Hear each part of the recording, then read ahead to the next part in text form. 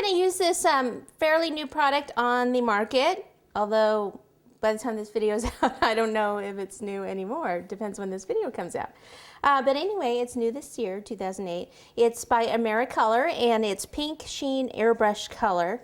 You shake it up really well, and then it has that luster iridescent sparkle to it, which is really cool. So what I'm going to do is I'm going to airbrush it so the whole thing will sparkle a little bit, and I'll make it a little bit darker in the little grooves.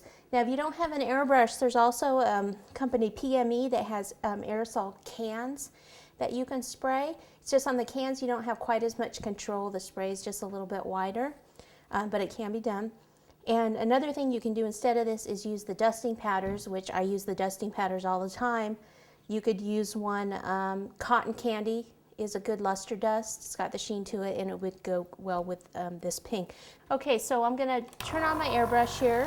Always have a piece of paper towel by you so you can just kind of test the airbrush out. Pour this in. Okay, and then start to spray it. All right, so I'm just gonna do like the whole thing really lightly.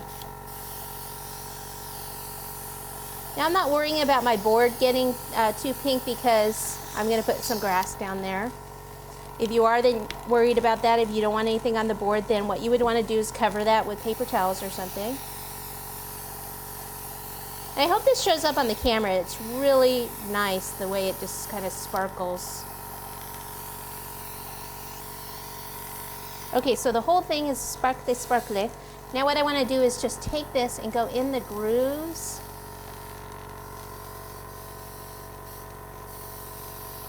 So I'm holding it closer. What I might do is do it once and then come back and do it again.